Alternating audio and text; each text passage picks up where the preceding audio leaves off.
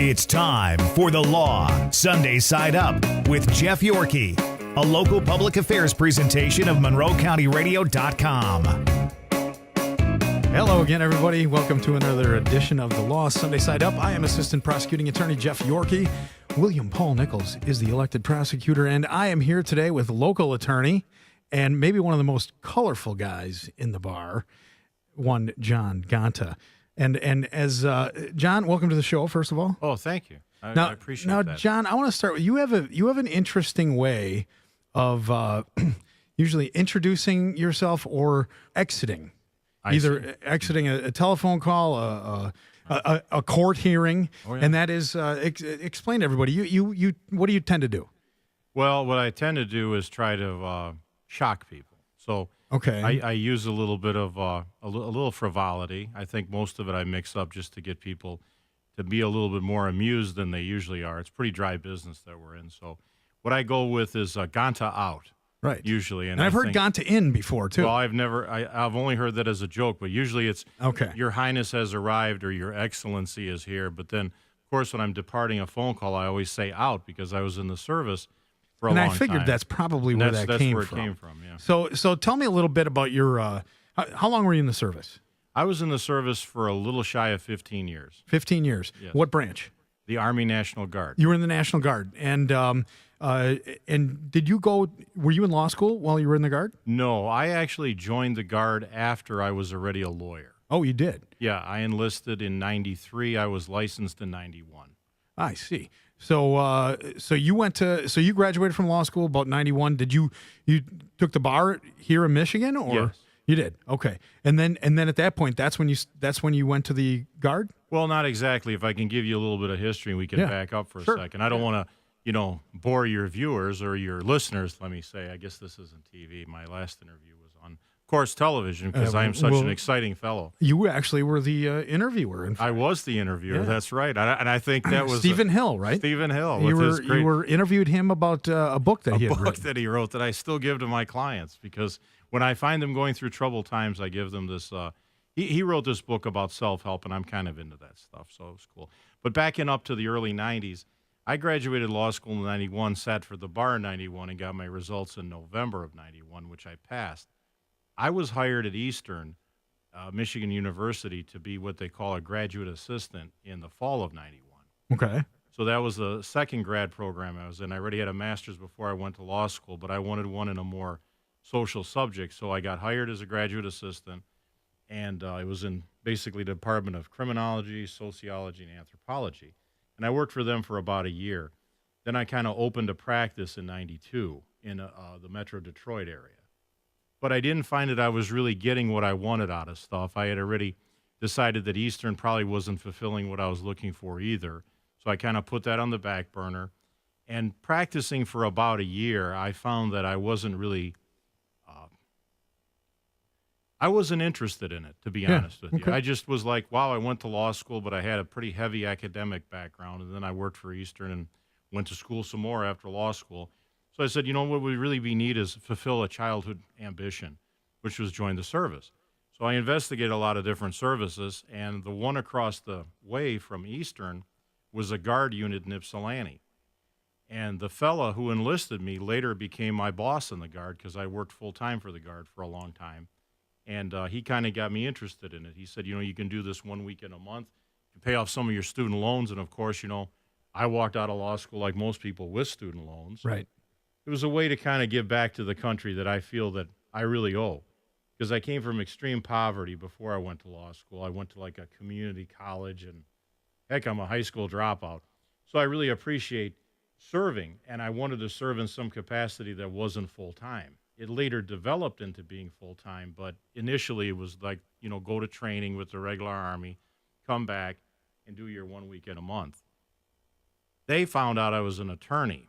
Well, obviously they had to because I gave them all my documents when I enlisted. Right. And they're like, well, why don't you get commission? I'm just not interested in that.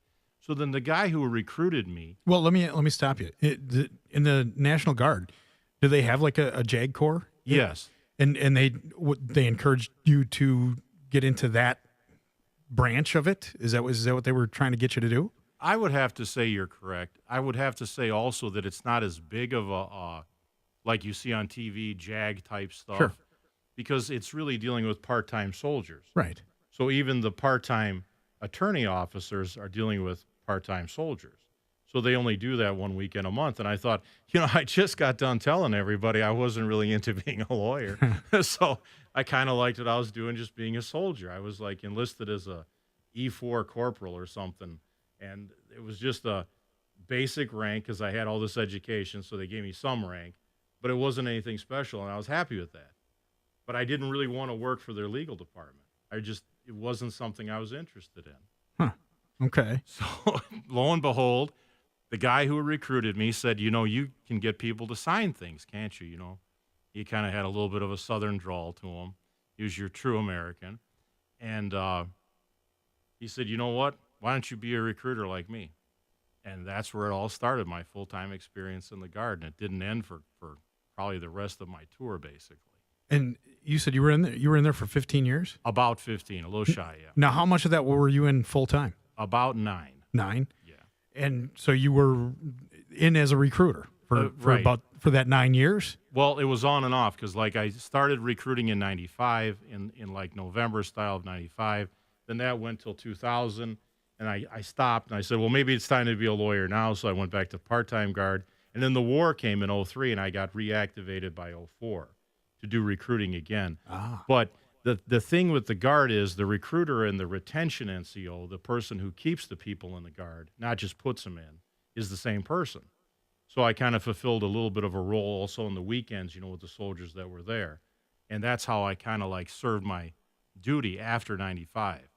But before that, I was just basic soldier. So did you, when the war came, did you do any, you still stayed stateside, I'm assuming. Yes. And primarily your role was recruiting even throughout that.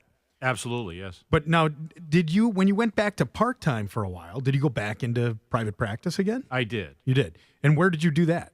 In the Wayne County area. In the Wayne County area. Yes. And now, what were you practicing? What kind of law were you doing up there? Well, mostly divorce. I didn't do a lot of criminal work. In the early 2000s, I did primarily divorce and civil work, I would say. Okay. And how long did that last?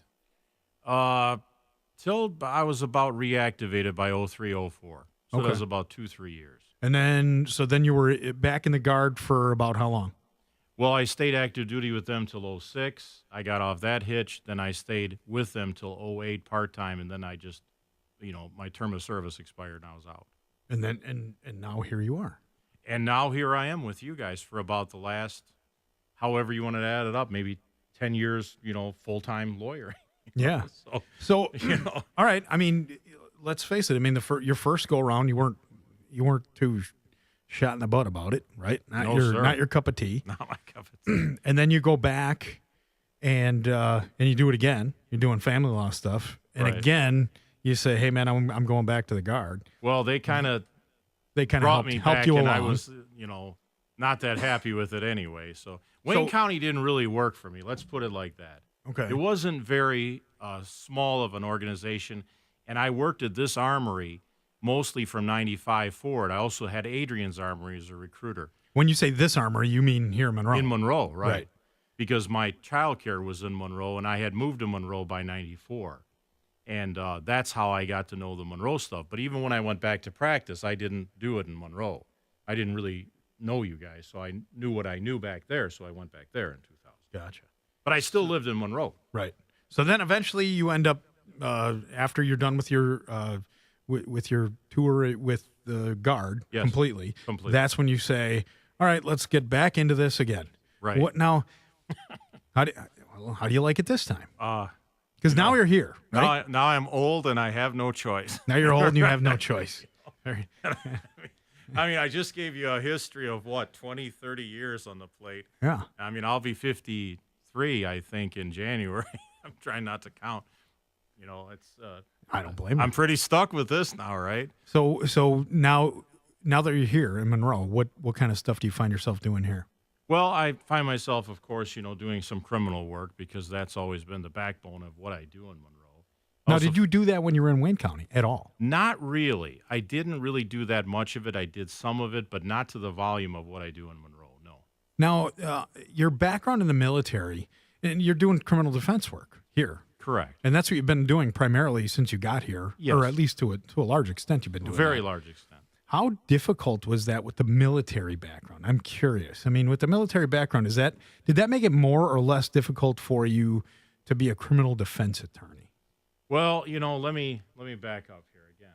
Let's go back up in time. The neat thing about it was I was a traditional soldier till about 95. Then I went into the recruiting world. And that's a very unusual world in the military. It's sales driven.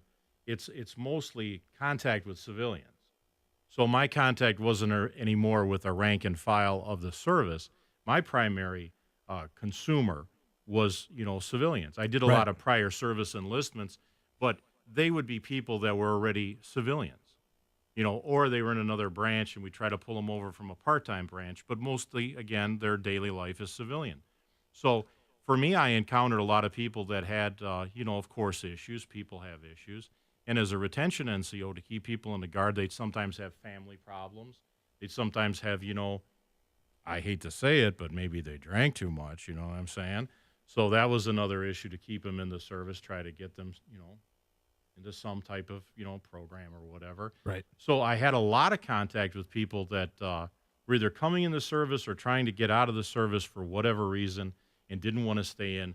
And the criminal defense work has a lot to do with those type of creative ideas, trying to find solutions to things that are not always easy to solve. That's a good point. So the transition for you was a lot more seamless than people might think, given your military background. Right, because I wasn't like some special forces guy that was sent in to Vietnam or to wherever to do this, Rambo-style mission. And yet, John, you always imply that you are. Well, I'm also a joker. You know what I mean? So, so all of that stuff is all tongue in cheek. Well, right? you believe what you want, but I'm not allowed to talk about it. So. Right. Yeah, because you'd have to kill us, right? No, not at all. I'd have to enlist you. You know what I mean? Sign right here. We can. You need a little college benefit, don't you? So besides the criminal work, what else do you do? Anything else? Well, I do a little work in the abuse and neglect realm right now. I deal with parents that have their children being taken away. I deal a little bit more in probate with like the guardianships and stuff. I'm like the guardian over some people. But mostly when you come down to it, it's driven by the criminal aspect. That's probably the focus of what I do. Now, the other thing I wanted to talk to you about, because I've always found this very interesting about you, John. You own a lot of property on the east end of Monroe. I do, right? yes. And the east end of Monroe, I mean, let's face it, that's what a lower socioeconomic class than or at least it's perceived that way, than a lot of other places in the county. And now it's interesting, your background, where you said you came from poverty. I did. So did you grow up in Monroe? No, I grew up in the inner city of Detroit, not a suburb of Detroit, but the actual inner city. All right. So, I mean, for me, this is really what you guys call the East End or something. I call, a suburb. Right. Because for me, it's just not anywhere near what I came from. And I believe me, I can totally relate. When I was in, I lived in New Orleans. I went to undergrad in New Orleans. But before I started school down there, I worked for a rent-to-own company, and I was a repo man, and I delivered furniture for rent-to-own company, and I did it in the projects in New Orleans. So when I look at that, and then this is pre-Katrina now, and then I look at the East End, I'm thinking, same as you. It's it's not a bad neighborhood, Well, it's only as bad as you might think, because realistically, Detroit, and I also worked for the city of Detroit, not as like an intern, but I was a contractor for them while I was going through law school, and I worked for the city, and I can tell you, the city of Detroit has lost a lot, but it's also been kind of, because it's so much larger than Monroe, it's hard to police, it's hard to service, so there's a lot of things that go on that are not known. Where in Monroe, I can be honest with you, where I live right now, is very well known. I mean, it's not something that's unserviced. I mean, the police are there a lot. There's a lot of, like you'll see the water department trucks coming through and all that. The building inspectors are there a lot. So there's a lot of government that's actually there. It's not like a situation where Detroit was pretty much, if you saw a policeman maybe, every 2 days, you'd be, Yeah. shocked. Right. Because it was just so big, and the battalion that they had wasn't very large. Right. So realistically, it's a completely different flavor. I mean, I don't see the similarities at all. Yeah, I agree with you, especially given my background in New Orleans and some of the, not the greatest neighborhoods either. When I compare it to here, it's a nice neighborhood. I mean, I think I don't know much about New Orleans. I've actually never even been to that state. I've been across the United States, but I went to training in different places. I've heard the Latin Quarter is something that's very, very. Is this mine? Oh, thank you for the water, sir. The Latin Quarter, right? Latin Quarter. The French Quarter. What is that all about?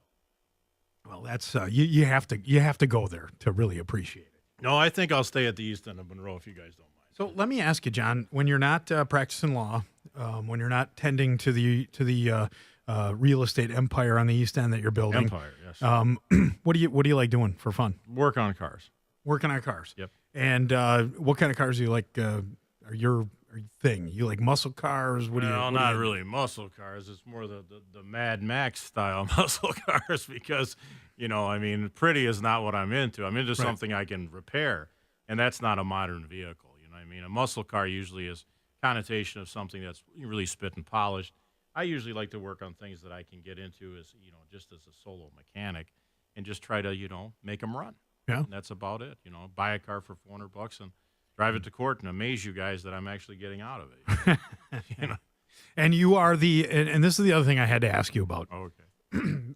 Because you're known for this. Okay. And that is, yes, the clip-on tie. The clip-on tie. You're the only attorney in town Why are that you wears guys the going to clip-on go back tie. to this topic?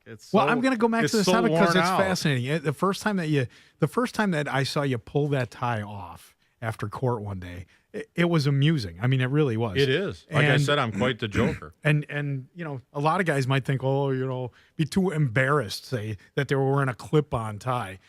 So what brought that about? Well, I can tell you, I can tie a tie better than anyone.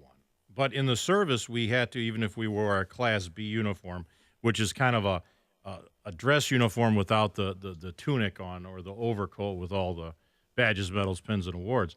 Well, we had a black tie we'd wear, but they made us use a clip-on tie because if it got caught in machinery or anything else, it would pop off. Now, I know some of our attorneys in the bar have even been assaulted by clients. I mean, which is a horrible thing. I think that's really inappropriate. There's a boxing ring for that, but so it's a safety thing for you, John. It's a safety thing, It's just to say because who knows when somebody wants to just wring your neck. Right. Not that anybody has ever wanted to do that. Yeah, right. I've made friends with a lot of people, but a lot of people don't like my sense of humor, and I can be honest with you, it is rather dry. Now, one last thing I wanted to talk to you about, and I want to go back a little bit to the television interview that you did with Stephen Hill. Yes. I saw a little bit of that on YouTube. I unfortunately didn't get to watch the whole thing. I've met Stephen before. He's a fascinating guy. Yes. How'd you end up doing that? Well, Stephen Hill used to rent space from the building where I have my office. Okay. And he had that, publishing company in the front office, and he moved to a bigger facility. So I eventually took over that front office. But I knew him because I had a basement office, and him and I would talk. He was in the service, too. And, we kind of developed a friendship. I see. So if anybody gets a chance, check that out. It's on YouTube. And how do they find it on YouTube? I mean, I Googled John Gonta. John Gonta, yeah. YouTube is probably and that's about it, man. I mean, there's not too many John Gontas out there. Don't worry, they broke the mold. Not too many Ivan Gontas. No, I know we won't get into that. We won't go. Don't there. digress too far. Don't Google that. No, right. Or Google that, but we're not talking about that right. anyway. That's great. All right. Well, John, hey, I want to thank you very much for being on the show. It was a lot of fun, very interesting. Learned a lot of things about your background. It's pretty fascinating. Well, I appreciate that. I just, I think that's a great opportunity for lawyers in our community to do this, kind of put some things out about themselves. But, what you guys are doing is interesting too, and it's neat stuff. I didn't really know how. I look up Monroe radio for, believe it or not, weather reports. I mean, Sure. I mean, I'm into the weather thing. Like Right. I got that weather thing in the house, the weather radio, still. Oh, yeah. Yeah, so that's I got going one of on all those, the yep. time, feeding the dogs. It is 66 degrees and the barometer is this. So I think that this is kind of neat. I think more people should enjoy it, and I don't know if you can advertise it more, but Well, that's why we're here. Great. And word of mouth. I mean, it's a local type of thing. We want everybody to know what's going on locally. You don't see that too much on radio anymore. no, and that's another drawback because I know you guys are online, but I can't find your frequency on my weather band, so. Well, we're not on the weather band. And not on the That's- weather band. that might be Maybe why. that's why. That but might be wyou just didn't to make find a it. bad pun, I don't even know what your frequency is on the It's AM internet radio. or FM. It's internet radio. That's why the you can't problem. find it. Not everybody has the Go internet. to Facebook and then just hit the or it's go too to complicated. MonroeCountyRadio.com. Right, that's all what you I gotta do to get the weather. So, John, I want to thank you very much Thank for being on the show. It was a lot of fun, very interesting. And if somebody does want to get a hold of you, say they want to hire John Gonta, attorney at law, where do they reach you? Well, the best place is probably to look into the Bar Journal directory because my phone number on Facebook is wrong, and I had made that many years ago, and I don't know how to get back into it to change it. All right. How about if they're just listening and they need to and they want to write it down? What number should they call? I'll recite it slowly. Okay, do it. How about right now? 734 734 241 241 1715. 1715. Thank you, Jeff. All right, you got it, John. So, John, it is a pleasure to have you on the show. That's all the time we have for today's show. We'll see everybody next week. And why don't you send us out, John, in customary Gonta fashion? Gonta out.